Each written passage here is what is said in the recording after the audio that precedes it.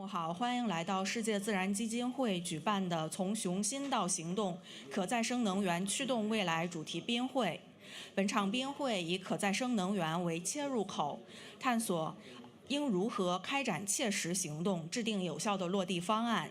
首先，有请 WWF 北京代表处副总干事周飞老师为大家致欢迎词。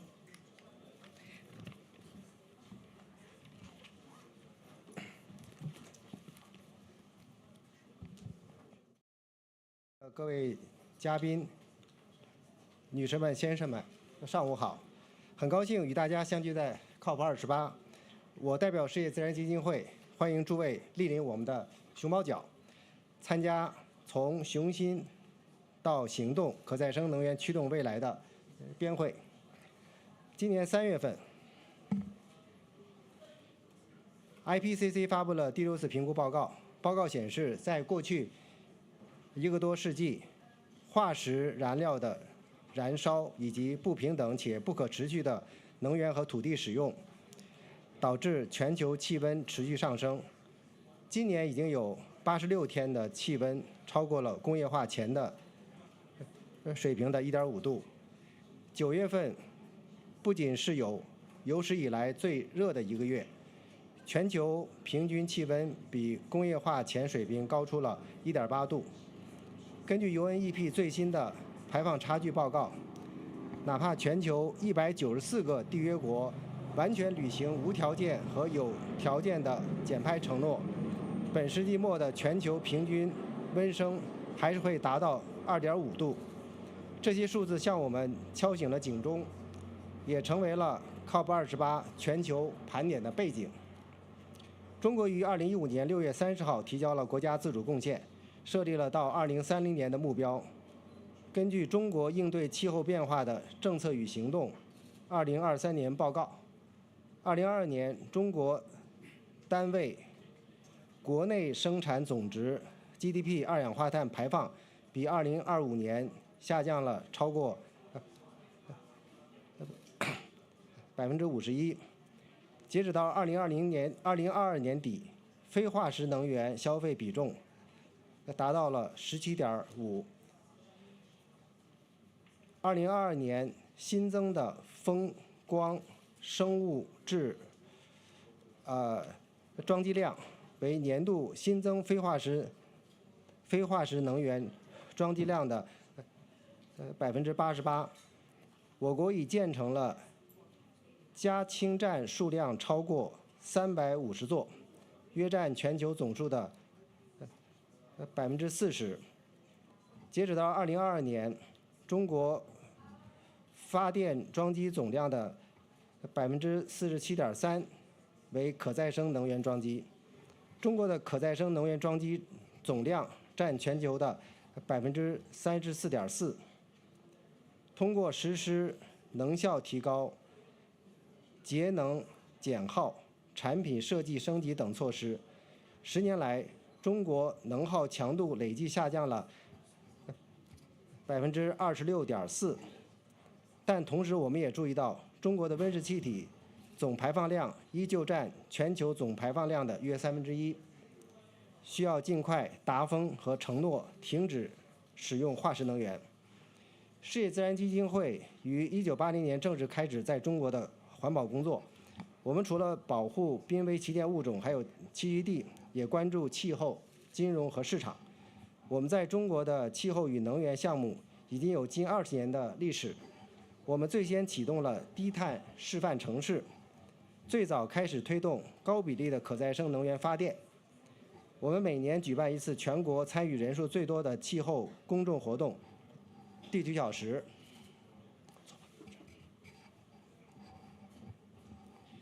我们通过促进绿电采购交易，联动各利益相关方，我们提出了尽快开放绿电现货交易和迎接绿电平价时代的倡议。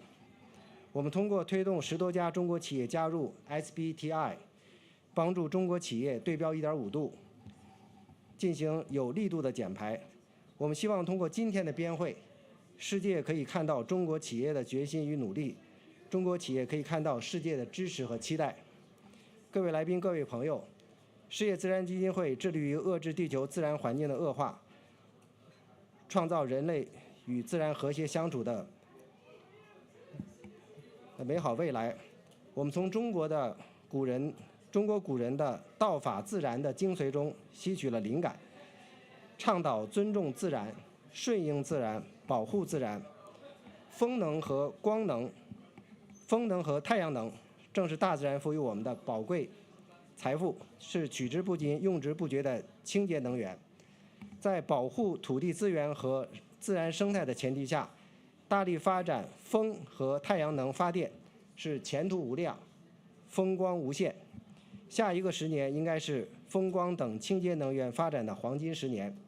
在此，我代表世界自然基金会呼吁，人人支持参与和使用绿色电力，争取到2030年，中国的非水可再生能源装机实现人人1000瓦。减排不是目的，尽快停止使用化石能源，转向清洁的可再生能源，实现与自然和谐共生，才是我们应对气候危机的最终解决方案。请让我们携手加速迈向可再生能源驱动的未来。最后，预祝今天的编会圆满成功，期待各位嘉宾的精彩分享。谢谢大家。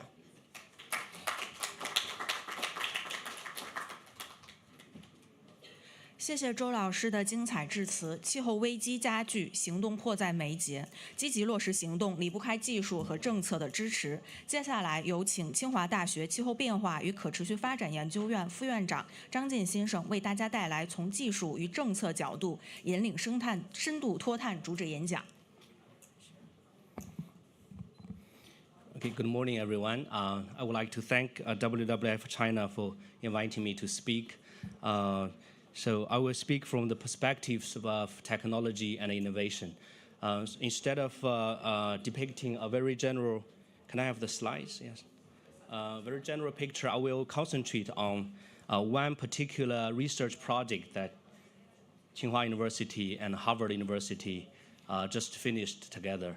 So it's called Technological Systems and Innovation Policy for Climate Neutrality. So I'm mindful of the time, so I will only speak, concentrate on 4 major points. Now, key point 1 is the contradictory of highly concentrated innovation and slow technology progress. Take clean energy patents, for example. 5 economies only accounted for more than 90% of the total. So the deployment speed of low-carbon technology is far behind the demand of 1.5-degree pathways. And more than 1/3 of technologies are not even on track. This is not very optimistic, but I have to say this is the current status of technology innovation. Next, I will elaborate on 4 findings of 4 technology and innovation aspects. They are building heating, green hydrogen, CCUS, and climate policy innovation. About heating, as you can see, heating in the US will be almost completely electrified by 2050. So with air source heat pumps as the dominant technology. Using heat pumps, of course, to replace natural gas heating will increase operating cost. But with if we introduce carbon tax and raise carbon price to a certain level, that will make this technology economically viable. And in China, the technologies of heating, which is a big part of carbon emissions in China, particularly in the northeast part of China, will go through a gradual transition, according to our research. First, with the CHP in the early stage, which will be replaced by the heat pumps using renewable electricity, because wind power will gradually dominate the energy mix. And then green hydrogen. The joint research studied the geographical and implications of green hydrogen production, as well as the industrial applications. We find that there will be front runners, upgraders, green hydrogen exporters, and importers, as well as bystanders. The US and China can certainly emerge as front runners in future green hydrogen markets, and also should lead industrial applications such as ammonia, steel production, etc. And China and the US are both positioned as hydrogen producers. They focus on innovation and also nurturing new industries. The US subsidizes clean hydrogen with nearly $15 billion and tax rebates, making green hydrogen cost competitive. In China, local governments and provinces and cities are the major players, and they have had hydrogen policies and targets in position. Then about CCUS, according to the IPCC Article 6, the world needs to capture 5 to 23 billion tons of CO2 annually by 2050. So guess what's the current status? It's less than 1% of the total demand. While China and the US are the two countries that need the CCUS technology most. The RA and the BRL, together with BO45Q, make direct air capture technology economical in the US. Well, in China, there is a spatial mismatch of CO2 sources and sinks. Therefore, eastern, central, and southern China, we have to rely on onshore storage. So the cost of CCS is very high, as you can see from the graph. Especially the coal and petrochemicals is low, but the cost of power and cement CCS is very high. We need to reduce the cost. So finally, about climate policies, some innovative points. For the US, the issued policies at this moment are expected to achieve 70 to 80% of its 2030 emissions reduction target. China issued a climate policy package named 1+N with a target decarbonization for different sectors. The 1+N package relies on top-down implementation. So we see local governments and SOEs formulated carbon peak and neutrality strategies. The bottom-up participation of the whole society are catching up to accelerate. So to conclude, we face common challenges such as uneven technology readiness along the whole value chain and high cost, absence of a mature market, and a limited infrastructure availability. So we need to better define the role of long-term of key technologies, both domestically and internationally, and also align them with the long-term energy transition, encourage demand and mass production, develop infrastructure, and foster global collaboration in innovation, technology innovation, and transfer. So the study will continue, and we welcome participation and contribution from more partners like present today. And if you want to get a copy of the report, you can scan the QR code. So with that, thank you so much, and that's the presentation. Thank you.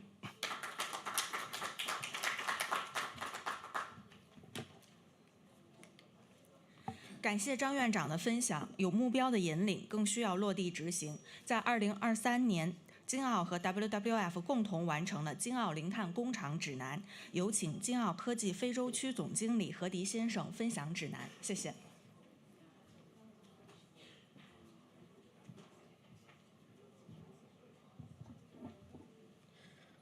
线上面上午好，很抱歉啊，因为我没有足够时间准备中文发言，所以我还是英文发言吧。Dear honorable leaders and guests, hello everyone. Thank you very much for attending this conferences of Zero Carbon Factory Construction, Guidance for PV Cells and Module Manufacture. On behalf of JA Solar Technology, I would like to express my really thank and warm welcome to all of the guests attending this conference. Climate change is a serious faced by all mankind, and actively addressing climate change is a major trend in today's world. The Paris Agreement represents the general direction of global green and low carbon transformation. In order to limit it to 1.5 degrees Celsius temperature rise, and in line with Paris Agreement, countries have to put forward carbon neutral targets and taking a series of effective measures to reduce greenhouse gases emissions. The global carbon neutrality vision has brought unprecedented development opportunity for the PV industry. In addition, China's PV module production capacity accounted for more than 80% of the global market as of now. However, at the time, the PV industry is also facing a harsher grain trade barrier nowadays. Therefore, on the road of carbon peak and carbon neutrality, it is crucial to realize the green low carbon and highlight the development of PV industry itself. As a global leading PV manufacturer, JA Solar taking a development solar energy for the benefits of all mankind. As its corporate mission and is guided by sustainability development, concept of green to green, green to grow, and green to great. Building greener cycle, pursue greener development, mutual greener future. JA Solar actively adhere cosmetic and domestic and international policy and tackling climate change. We have been supporting the transformation of energy structure by photovoltaic, taking carbon reduction as a key strategic direction for the company, and linking upstream and downstream supply chain in energy saving and emission reduction to help build a new type of renewable energy-based power system and lead a global energy transition. JA has officially joined the Science Based Carbon Targets Initiative, the SBTi, and it is in the course of setting science-based carbon targets and mapping out emission reduction pathway. In addition, JA is committed to achieve net zero target by not later than 2050. Carry out the pilot demonstration project for the construction of zero carbon factories is an important step for JA Solar to implement the peak carbon implementation program for industry and to explore the possibility of achieving net zero greenhouse gases emission. Through practice, we deeply realize that achievement net zero greenhouse gases emission is a complex, multidimensional, systematic project and a medium to a long-term task, which require a systematic concept and the application of a systematic approach. To this end, on the base of the pilot demonstration of zero carbon factory construction in a previous period, we have jointly collaborated with WWF to complete the zero carbon factory construction China guidance for PV cells and module manufacturers. Based on the understanding and analysis of standardized plant construction, resource and energy consumption, equipment selection, pollutant emission, environmental impacts, and so forth. The guidance combined the existence evaluation standards for zero carbon factory, green energy saving standard, and carbon emission accounting standards, and focus on the whole process of design, construction, and operation phase of PV cells and module factory, and put toward specific carbon reduction and energy saving measures in terms of how to reduce and control the emission of the scope 1, the scope 2, the scope 3, and process how to strengthen the management of carbon emission to help PV cells and module manufacturers build zero carbon factories.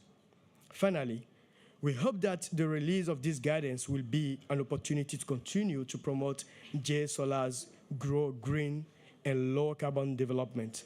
At the same time, we will work green and together with colleagues from all walks of life to create a green and low carbon products supply system, implement green and low carbon supply and all multi-parties PV industry ecosystem that is built on common base for a leading industry. a leading chain toward a green, low carbon, and high quality development. To that word, I'm thanking you all for your attention.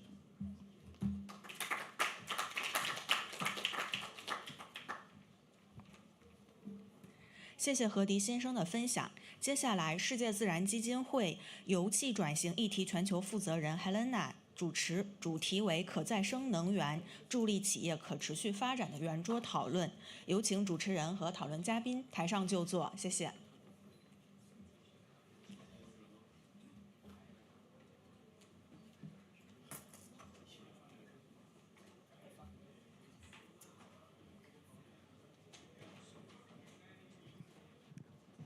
Working?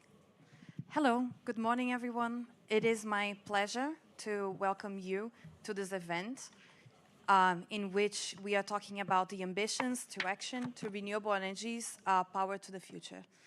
I would like to welcome my speakers here sitting with me at the stage. First, Mr. Dr. Liu, Director of Climate and Deputy Chief Representative of China Children's Investment Foundation. Dr. Zhang, Academic Vice Chairman and Secretary General of China New Energy Chamber of Commerce. Mr. Lu, of Energy Global Solar Technology, and Mr. Mei, of Sustainability Director of Freshippo. First of all, I'm sorry for my way of saying your names. I know that my accent is terrible. I'm sorry about that. And I'm very happy to have you here at this COP28, where we have renewable energies, energy efficiency, and the phase out of fossil fuels at center stage. And I really would like to know more of the role of China in this renewable energy transition. So I am very glad to be sitting at this panel, and thank you for inviting me. So my first question goes to Dr. Liu. I would like to know how does CIFF supports renewable energy globally and in China? Thank you. Yeah, my pleasure to be here, and very good to discuss with all the excellent speakers and also the other friends here. Yeah, it's I'm from the CIF, Children Investment Fund Foundation. That we are the biggest foundation, one of the biggest philanthropy foundation working on the children benefit, but also climate in the world. So I take in charge of China portfolio. In China, we focus on the climate change. It's how to promote sustainable development and also the low carbon transition in China. So the energy transition is one of our big components of our work. So I think that is quite important for us to consider, especially how to enhance energy transition, not only in China, but also how to enhance the global South cooperation to promote the energy transition, especially renewable energy development. I think a previous speaker also mentioned about this renewable energy developed very fast in China. I think we already have a lot of climate policies in China. But nowadays, I think that, as mentioned in this discussion, very important for us to consider what kind of solid actions we can promote, especially I think what kind of business models we can promote in China, but also how to share China experience and the Chinese good cases into other developing countries such as African countries and Southeast Asian countries.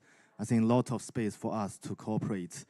And such kind of thing in the past, China do a lot in the centralized renewable energy development. But now I think it's maybe we can focus more on the decentralized renewable energy, but also together with grid development and also integrate with energy storage, such as some like V2G, which is quite potential issues in China. And secondly, I think that for CIF, we are very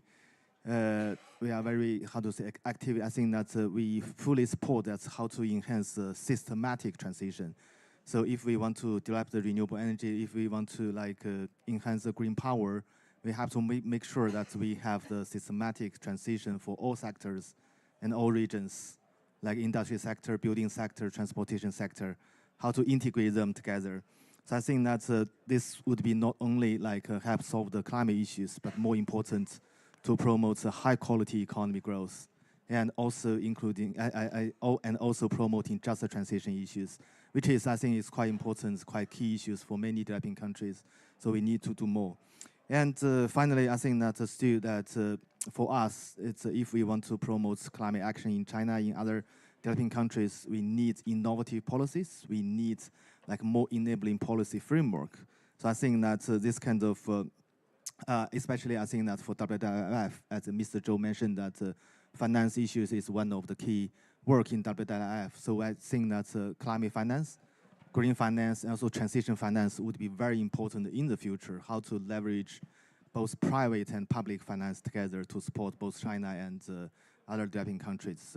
So I hope that we can do more, and all the people can work together to build some synergy in that field. I will stop here. Thank you. Thank you, Dr. Liu. To Dr. Zhang, could you please highlight to me what are the biggest challenges and opportunities for working with renewable energies in China?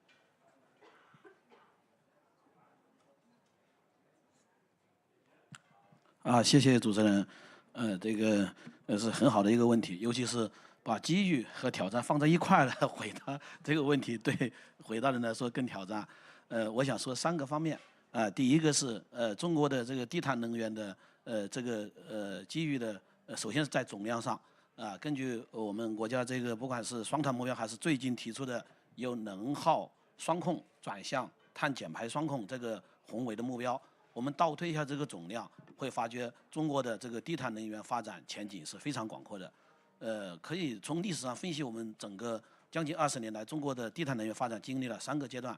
第一个阶段是在西部的这些资源的聚集区，大规模的发展这种地面式的这种低碳能源的电站。那么因为这个消纳和这个电网的这个限制，所以第2个阶段，中国在这个东部沿海地区，也是经济发达地区，发展了大规模的这种分布式的这个低碳能源。那么现在这个量还不够，所以我们现在推出了第3阶段的计划，就是又在这个整个东北这个华北这个西北西南地区又开始大规模的这个低碳能源的电站的建设。但是这个之所以又回到这个点，就是发觉这个总量还不够，所以这个整个低碳能源发展的规模上的前景是非常不错的。这是我要回答第一点。第2点就是说结构上确实还存在一些问题，大家可能注意到了，最近中国的不管是这个 PV 的太阳能这个原料的这个价格的波动，还是储能的这个价格的波动等等，给业界带来了很多的困扰。但是我相信这种结构上的这种困难只是暂时的，它最终还是总量在那个地方有保证，最终还会获得一种可持续的发展。我要说的第3个的这种挑战，恐怕是跟今天的这个主题有点相关，就是这个碳关进这个边境调节税 CBAM， 这个对整个中国的新能源的这个制造企业来说，确实是一个巨大的挑战。原来我们可能生产这个太阳能和这个风能、生物质能这些产品的时候，你是一种 green 的这个能源，但是如果你放到整个生命周期的时候，就会面临这个问题，你可能部分是高碳的，或者说整个也可能是高碳的。那这个如果你仅仅在国内在发展这个产业，还有的可说。那如果你想走向世界，就会面临巨大的挑战。大家知道，在这个疫情恢复之后的这个经济的复苏过程中，中国的真正耀眼的经济的领域只在新能源的3个领域。第一个是新能源的汽车，第2个是新能源的储能电池，第3个是新能源的太阳能光伏板。这3个成了中国叫做外贸的新3样。但是如果在 CBAM 的这个背景下，那就会整个成本价格就要重新要进行计算，这对整个中国的这个低碳能源界来说都是一个巨大的挑战。这个问题我相信国际上也都看到了。当然呢，是挑战，就像这个问题本身一样，它也是机遇，它会让我们采取更多的低碳的这种制造行动，来让我们的整个生命周期都达到这个低碳化。谢谢。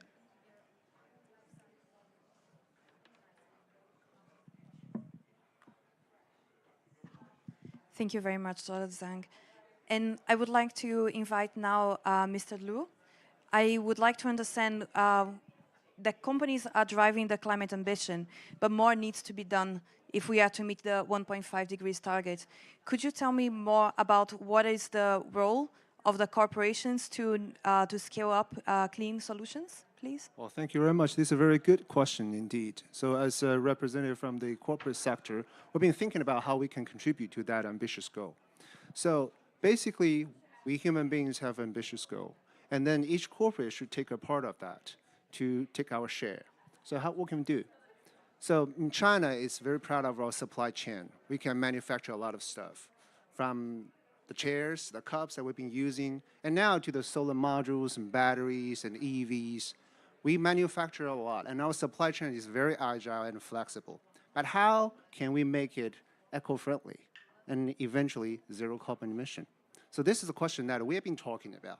So let me share your question. I founded a company that manufactures solar cars. We started from solar golf cars, those low-speed cars. We sell to Middle East, Europe, and America. And we try to persuade our customers that we are using eco-friendly material, but we will probably add about 10% of the price. Would you buy that? So here is what happened. We talk with our customers, and we tell them what the impact will be on the environment and what impact will be on them in their market. How will make them good, and how will they save their environment in Florida, in Michigan, elsewhere that these cars are used. And they buy it. They actually buy that argument. So this story just tells us that, well, something eco-friendly and then something will contribute to that ambitious goal of human beings is actually business making sense. So what I would say is, for corporations, I will highlight 3 C's.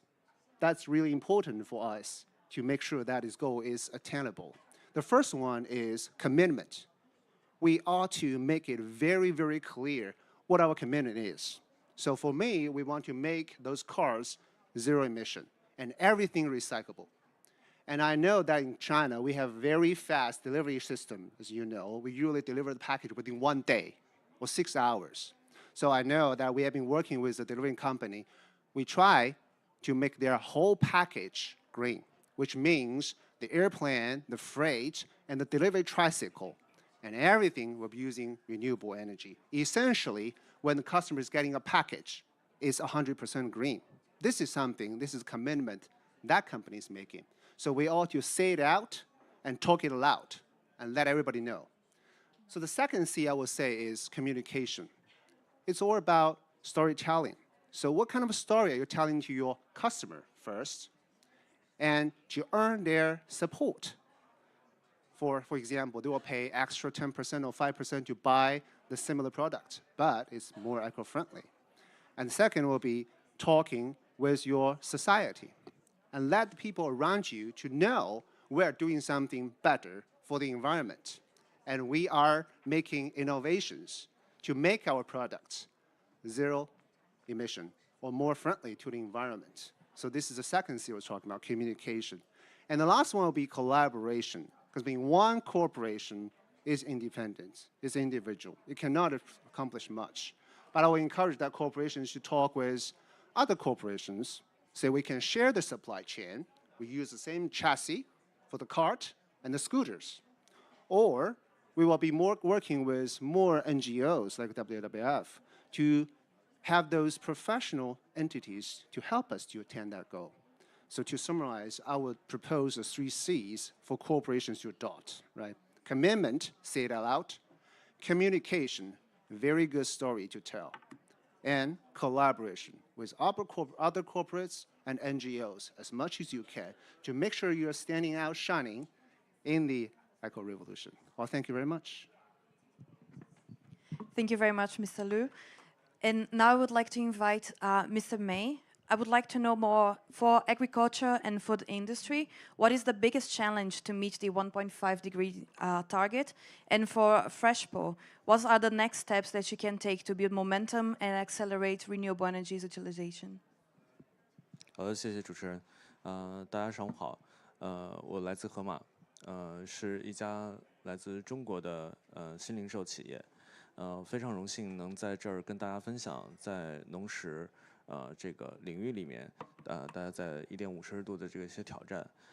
因为可能国外的这个朋友们不大了解，就是盒马其实实际上是一个中国自己本土的零售企业，但实际上我们在供应链和农业都有自己的影响力。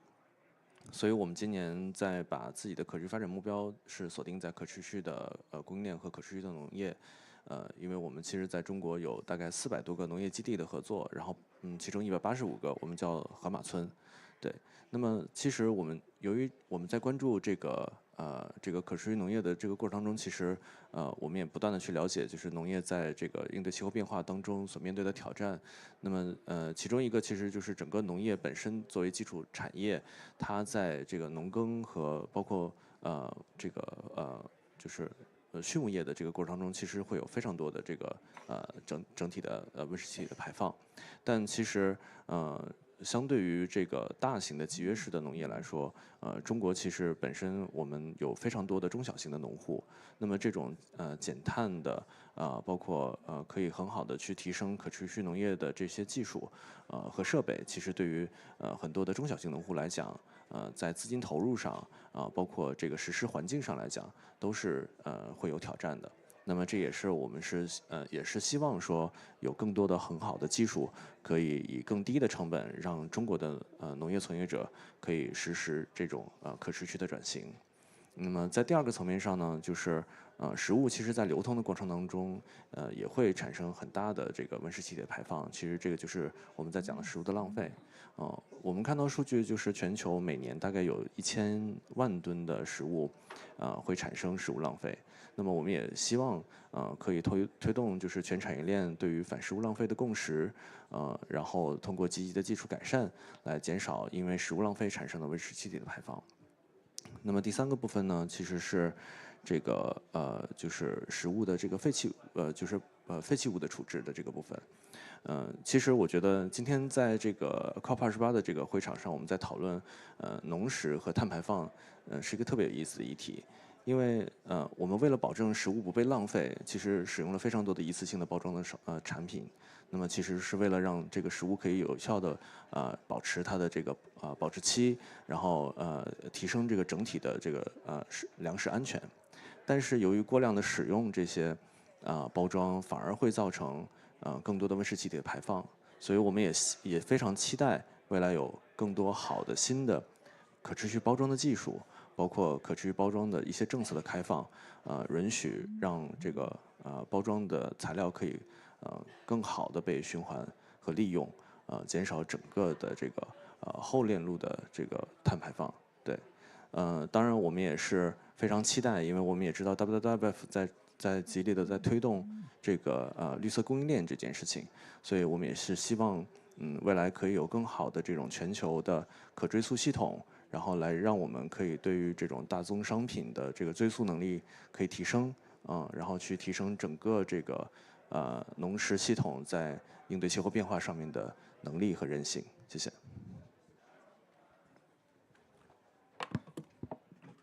Thank you very much, Mr. May. We are also, sorry about that.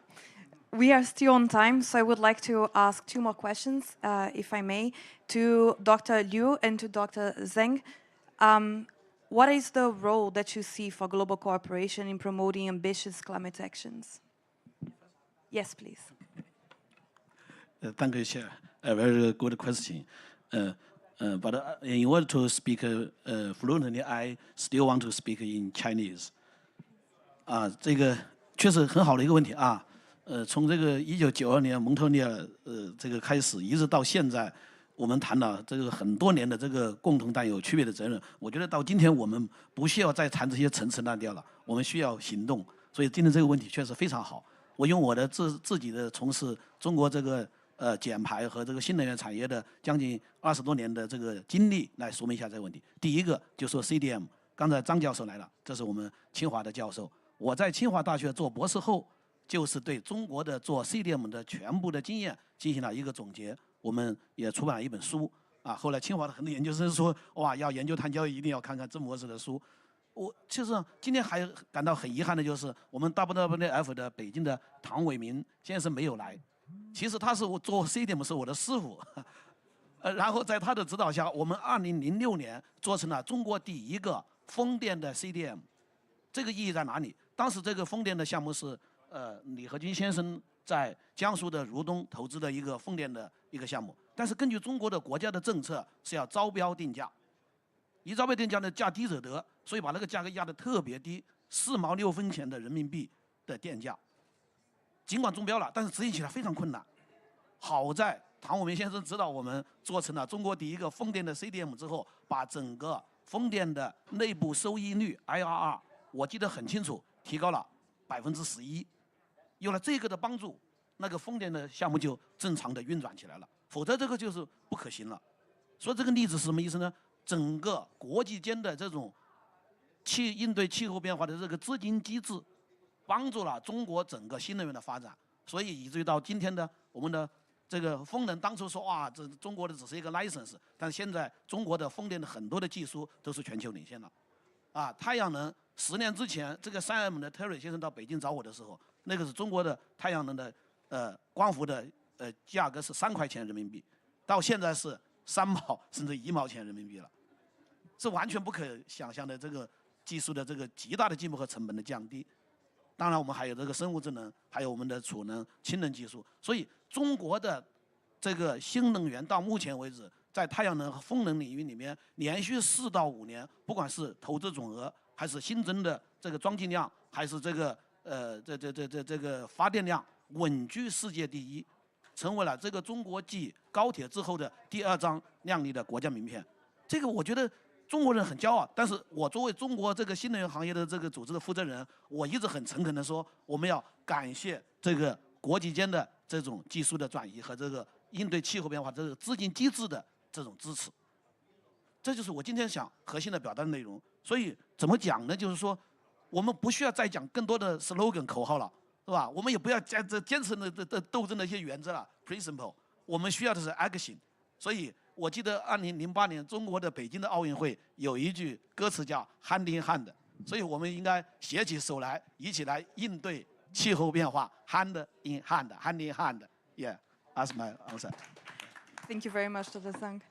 Dr. Liu, would you like to add? Yeah, it's interest of time. I just share 2 points. I think climate global cooperation, I think it's very, very important. Especially we need to realize that we have a lot of win-win opportunity on climate issues. I think that people always mention that if we insist low carbon transition in short term, we will face a lot of high cost.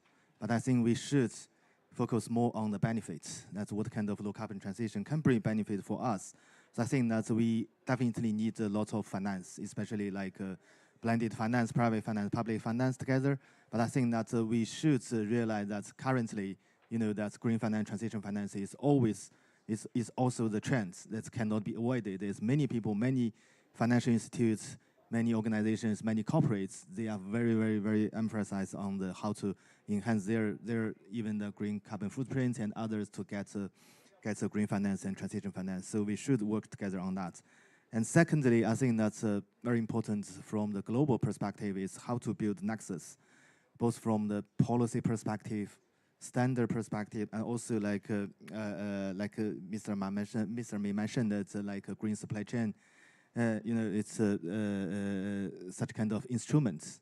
How to make sure that we use the similar or same policy framework to support the whole green supply chain. So I think that is very important for both developed country and developing countries should work together. So we should build a synergy. I think that's only under some very clear international policy framework, international standard, and also international instruments that we can success. Yeah, that's my point. Thank you. Thank you, Dr. Liu, for your precise answer. I would like to ask now for Mr. Liu and for Mr. May, what support does your corporation needs to drive further climate ambitions to action in your country? Maybe we can start. Well, thank you very much. This is exactly the question I'm looking for. So what do I need?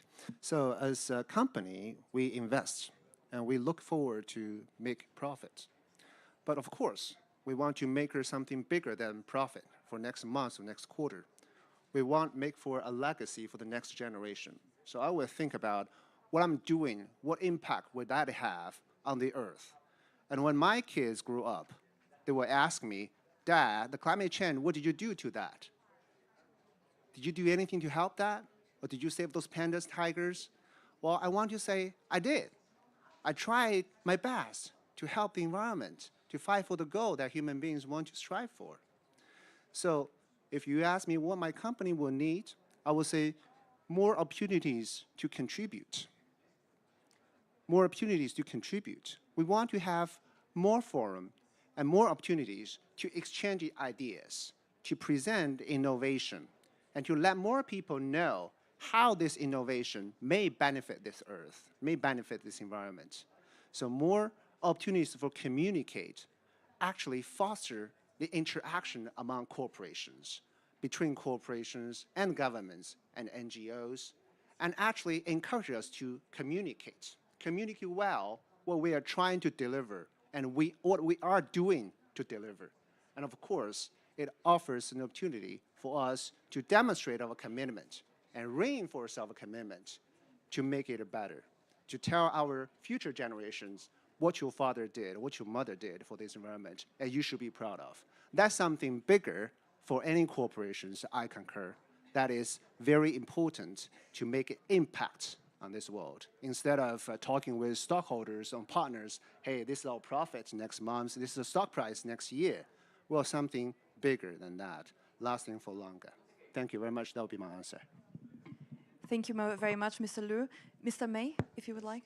好，谢谢。我觉得我刚刚听到卢总的这个故事非常的振奋人心啊。我觉得在河马的这个农业基地里面，我们也经常会听到类似这样的故事。我们的就是养殖羊或者是猪的这些农民会问说，哎，我的这个农场能不能做成零碳的？因为大家知道说零碳是一个很好的一个政策和这个消费概念，但是它如何去做呢？它不是很清楚。我们的工人有的时候也会去问说，哎，那个我们的工厂是不是可以去做一些绿色或者是零碳的认证？大家都会很努力的往这个方向去想，说我是不是可以去做一些准备，甚至是说我是不是可以去参与到这个行动。所以我觉得，就当我们再去讨论那个 climate action 的时候，其实我发现每个人心中都会有一个想要去行动的种子，但我们更需要的是去建立一个更好的共识，知道让更多的人知道以什么样的方式去参与到这个应对气候变化的行动当中去，是非常重要的。所以我们也非常期待在农业领域上面有更好的技术出现，然后在工厂或者是在供应链的环节里面有更好的系统，甚至是一些全球一起共建的系统，信息是共享的，让我们更好的能追溯到对气候有正向影响的原材料。我们也希望在中国的零售这个范畴之内去推动更多的公众对于气候的认知和共识。那我这也是河马作为零售企业来讲，我们认为这是我们的责任。对，谢谢。Thank you very much, Mr. May. And with that, we finish this debate. Thank you very much for the 3 keynote speakers that came before us. Thank you very much for the 4 panelists with me. And thank you for our team at WWF China for this great event. Thank you.